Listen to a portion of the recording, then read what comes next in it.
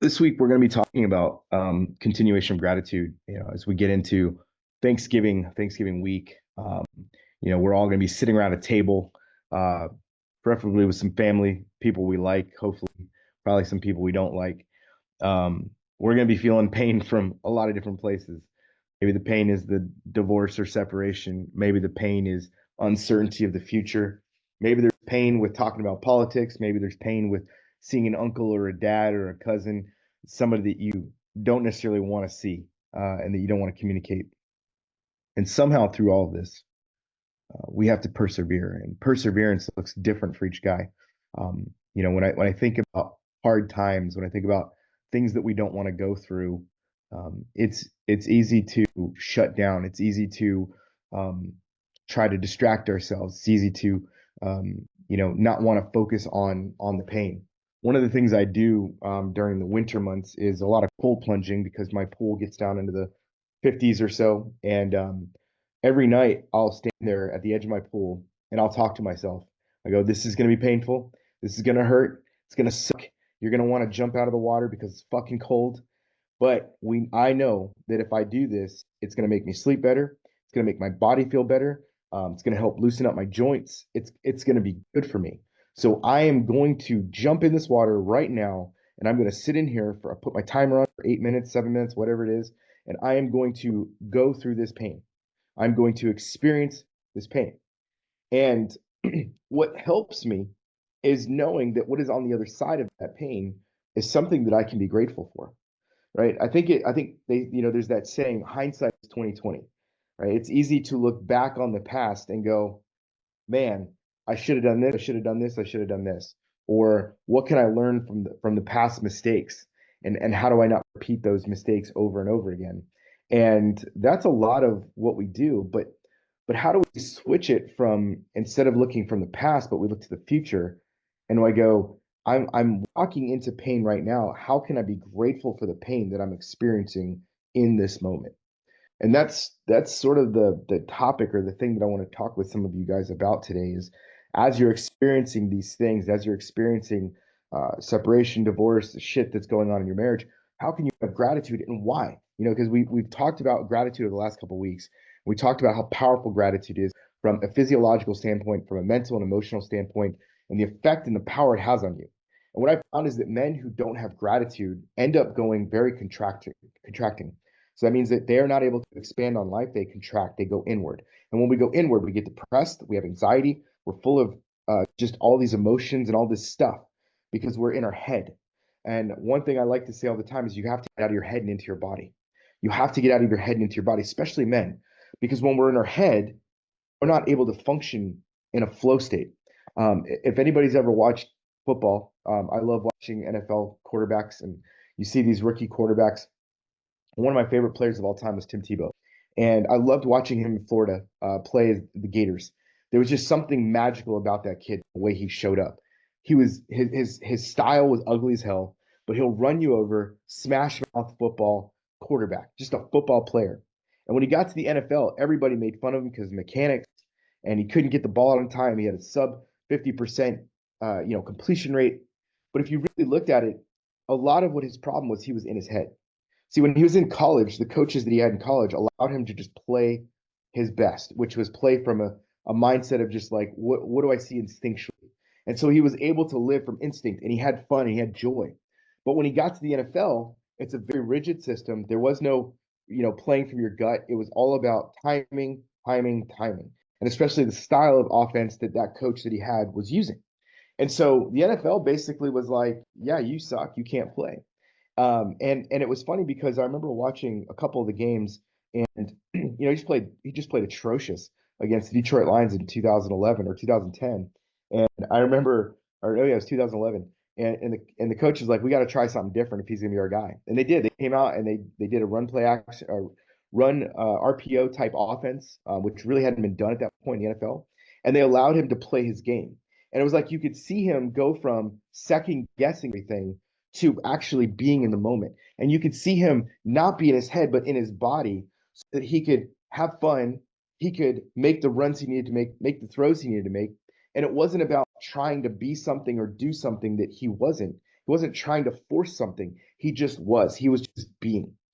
And this is what happens because as you're experiencing pain, as you're experiencing all this shit, as you go into the holidays, you're thinking about stuff and you're feeling all this pain. You're in your head, you're not in your body. There is no joy, there is no gratitude because that's all you can think about. All you can think about is what you don't have, or the gap in the gain. This is what I don't have, not what I have. You're not focusing on the right things. And so therefore you're fucking it up. You're saying dumb shit to your wife.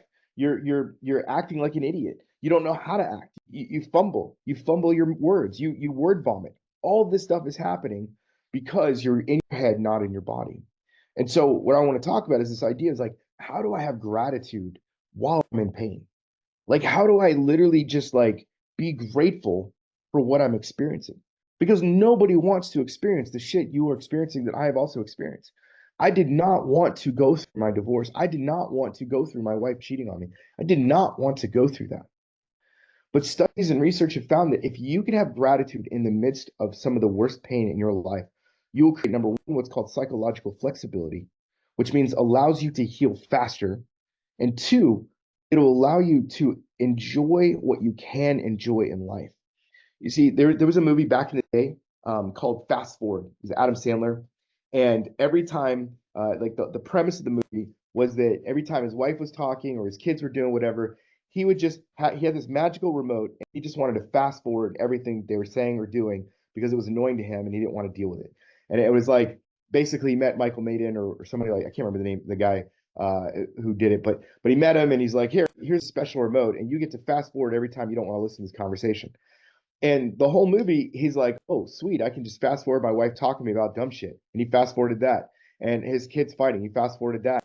And then his job, he fast forwarded that. And next thing you know, he gets to the end and he's like 80 years old or whatever it is, and his kids are all grown and everything's happening. And he's like, oh my God, I fast forwarded my entire life. I missed out on everything. See, even though you are experiencing pain right now, does not mean you have to fast forward it to just get through it. It is an opportunity for you to grow from it. It is an opportunity for you to learn and to enjoy life. You go, how can I enjoy in the midst of pain? I think of it as this is that I can enjoy because I see what's beyond the pain.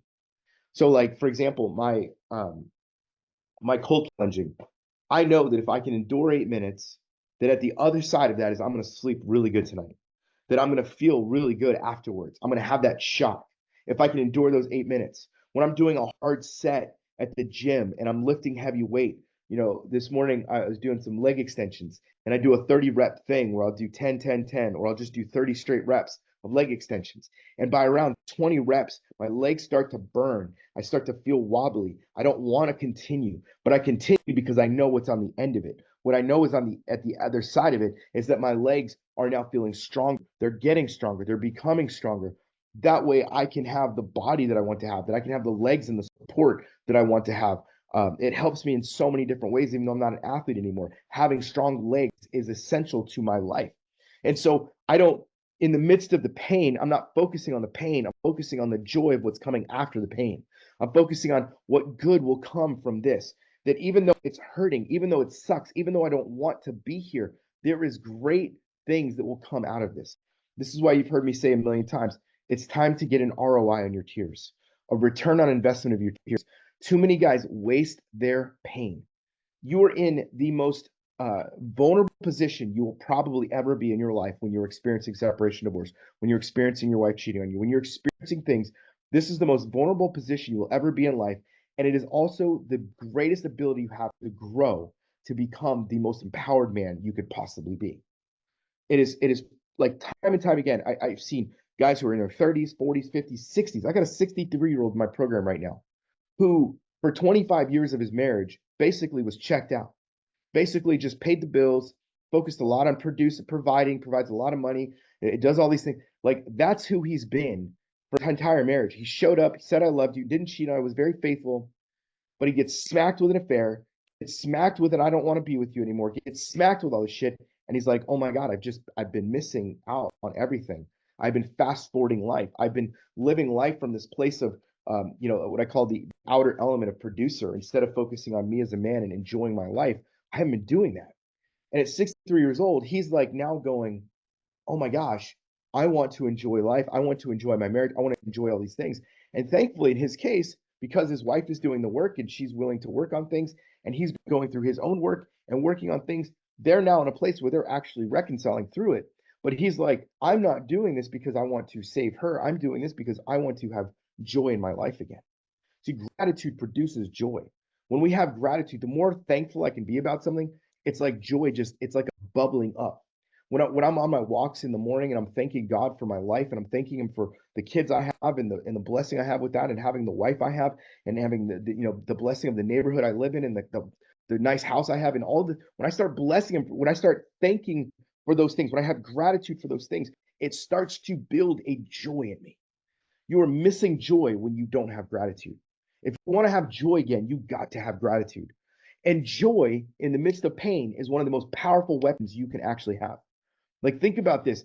I was sharing with our clients yesterday in a group call about some of these same topics, and I was talking about a movie called Peter Pan that came out in 2004. There's multiple versions of Peter Pan, but this one particular one always stuck out to me because there was a scene in the movie where Pan has this little sword and he's fighting Captain Hook, and Captain Hook is angry. He's mad. He's like slashing. He's like, "I'll get you, Peter Pan. I'm gonna kill you if it's the last thing I do." And he's doing all this thing. And the whole time, Peter Pan is like laughing and he's jabbing at him. He's like, "Ha ha! You think you're so special? Ha ha!" And he's just like laughing at this enemy who's trying to destroy him. How, in the midst of potential suffering of life, life or death, that this kid is laughing at his enemy. Imagine what your life would be like if you laughed at your enemy, if you laughed at these circumstances. Not that it's funny that you're experiencing this, but laughing at the fact that this experience doesn't have to take you out, that this part of your life doesn't have to be the end of you, that if your marriage ends, it doesn't mean it's the end for you, that it means it's still the beginning. It means that you can still have something new and something fresh.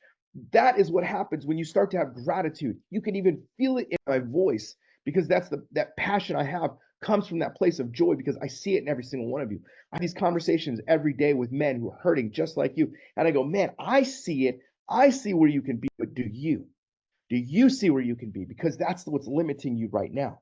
Is because you're not seeing the joy that is beyond this thing. You are not seeing what is beyond this pain. You are just myopic, focused on pain, focused on the shit. You're not looking in that bigger picture. So my challenge to you is to back the fuck up and to look at the bigger picture and to look at what you do have and to be grateful for where you are actually at and the good things you have. I've had guys tell me, dude, I lived in a 6 bedroom house with my wife and 4,000 square feet and all these things. And here I am living in my mom's basement and I can have gratitude that I have somewhere to sleep tonight. I can have gratitude that my kids don't hate me, even though we're experiencing this. I can have gratitude that my wife is actually still willing to communicate with me. I can have gratitude. And like, dude, that stirs you up. But if you're silent with it, if you're not using your words with it, you're missing out on a powerful weapon. That weapon where you get to engage with this enemy that's coming at you, that's saying you're a piece of shit, you're a sucky husband, your wife fucked that other man because you're a piece of shit, you're a limp dick. Whatever those lies are that are coming at you, you can counter the lies with truth, with joy, and that love of yourself, of loving yourself through this. That comes when you are grateful and when you have gratitude through your circumstance, your situation. So what I want to do is ask you guys, what is the main thing that you struggle with when it comes to having gratitude while you're experiencing what you're experiencing right now? I've got a couple minutes, so if there's anybody that wants to chat about that, I'd love to open it up to you. What is the main struggle you have with having gratitude in the midst of this pain that you are experiencing right now? Hey, Mark. Yep. I guess my problem is that when I try to put this into practice, is my mind is just really good at bringing up all the negative. What do I Okay. do about that? Like, is it just, should I push that away? Should I like try to come up with reasons why those negatives don't really count? Like, do you understand my So question? so what you're saying is that when you try to focus on sort of the positive, the negative out like pushes it out, right? It'll just like pop up. It's like I'll think, oh, this is great. And then my brain, maybe it's like, I'm grateful for my house. And then my brain will go, well, but this and this is wrong with your house. You have to fix all these things and blah, blah, blah. It's like, and it's not like I'm trying to think of those things. My brain just, I don't know, maybe my brain's just Right. programmed to focus on those Well, things. no, I mean, your brain is programmed to protect you, right? And so it's trying to make you a realist or a thinker, because you're a thinker type. And so when you're a thinker type, you're always thinking about all the things that are wrong versus what is right. I think there's also a programming that we all go through as children, and just how we were raised to think a certain way. I used to think about money a certain way. I completely changed the way I think about money through what I've gone through and what I've experienced as an adult. So when it comes to this, let me ask you this, Dirk: are you having these experiences in your head, or are you saying these things out loud?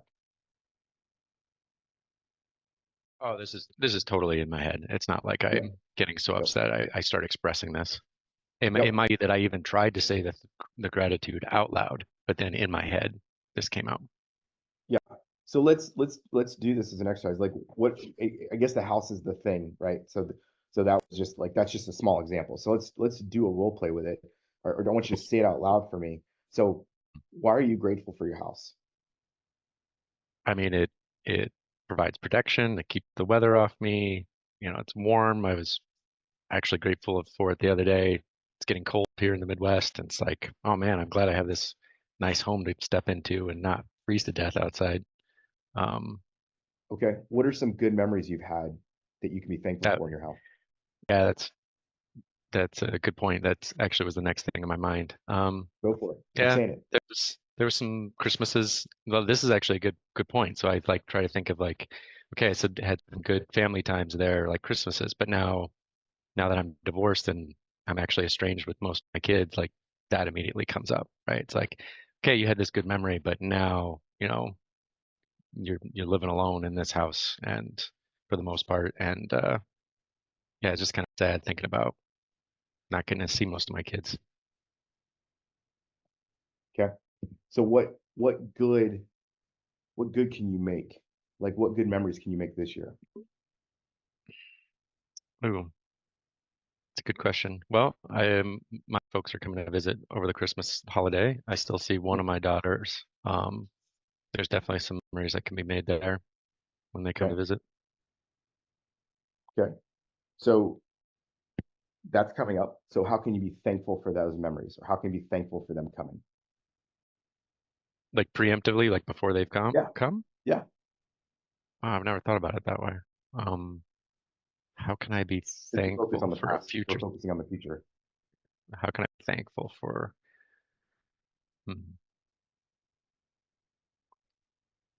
I guess I would focus on things that, potential things.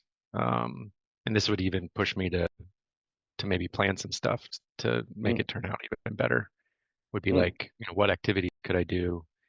Because my daughter's special needs, so it's like I need to come up with some things that she's going to enjoy, and my parents are also who are advanced in age can still like participate in. So I would okay. want something where they could be together and enjoy that time and experience it, not be something that like I could imagine taking my parents to like maybe a fancy dinner, but my daughter doesn't really care. Or I could do the Mm. opposite. I could take her to some children's place, but my parents are just kind of bored sitting off in the corner. Um, yeah, I have to put some thought into that. So let's just use one of those examples. So let's say you're going to do both, right? Let's say you do the fancy dinner for your parents and do the children's place for your daughter. Okay. So I want you to think about that. So Hmm. imagine taking your parents to the dinner, and they're gonna enjoy it because it's like their favorite place to go. You see that? Hmm. Okay. So what are you grateful for in that moment? I'm grateful that I can afford to do that Hmm. for my Okay. parents, that I may have Okay. a good job that lets me do that. Okay. What else? I feel kind of proud of about picking a place that they would really enjoy. Hmm. Um, What about the fact that they can even come still to visit with you? oh yeah, that's a good one. Yeah, Like, I sometimes I have. think we try to think of gratitude as this big, grandiose thing, but really gratitude starts with the small things. It starts with recognizing the fact that they're still alive. Like, Hmm. my dad's dead. I can't take him to dinner. He died when I was 15, and so, like, man, you could be grateful for that. You could be grateful that they have the ability to travel to you still. Um, Hmm. you could be grateful that they want to have a relationship with you still. You could be Hmm. grateful that they want to spend time with your daughter still, right? You see how that starts to work? Yeah, I think so. At least in this exercise, it feels like we're just coming up with more and more things to be grateful. It's just kind of crowding out all the negative thoughts, right? Boom. Exactly. So then, where, other than like your house, is there another area where this is still a struggle? Um, like I said, well, I mean, my house is because of the fact that I live there with my kids, and so the kids is really the thing. It's not so much the house. I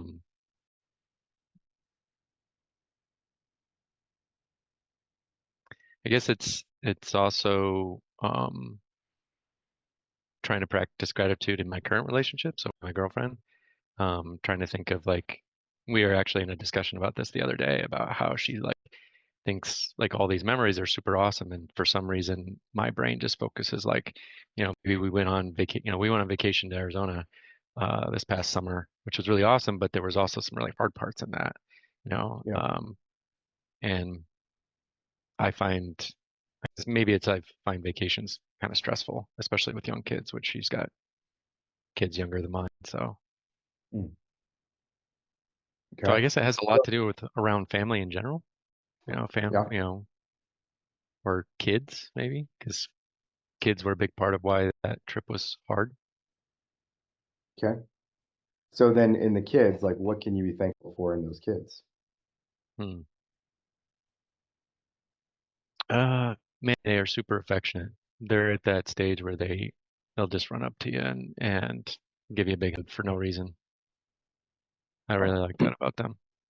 okay. What else? Um, I love their intelligence. I love the younger one's drive. He's really into sports.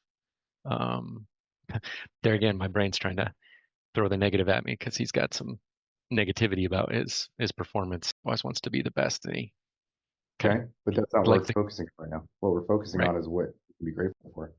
So what can you Mhm. be grateful for with them?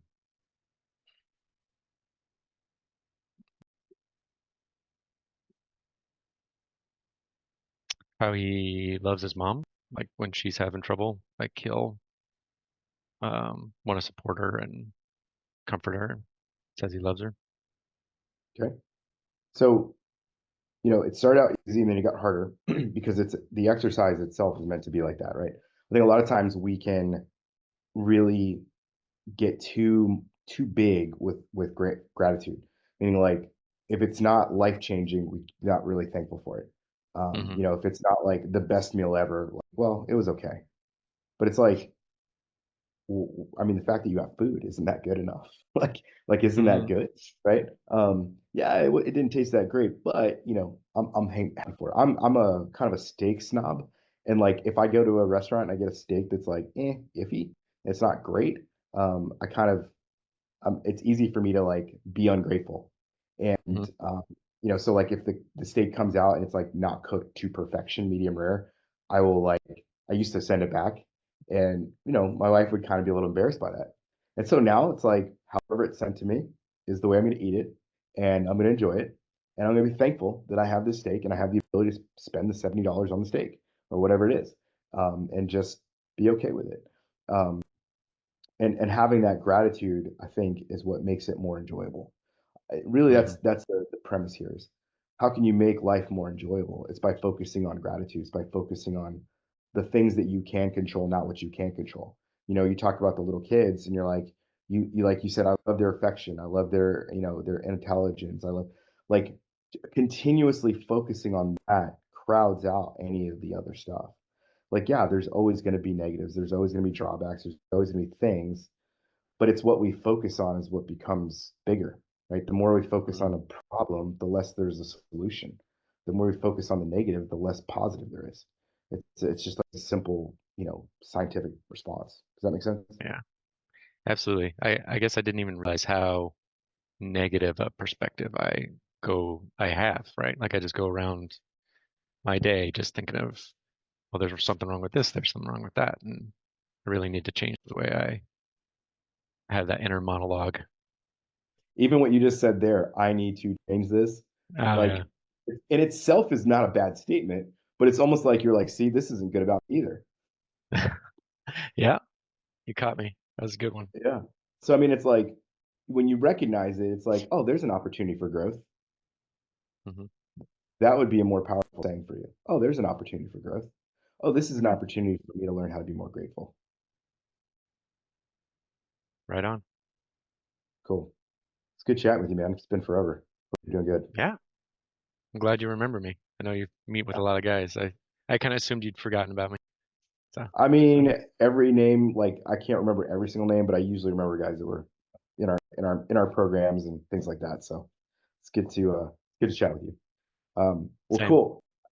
That's all I got for you guys today. Hope this was good. I got to run, and we'll see you.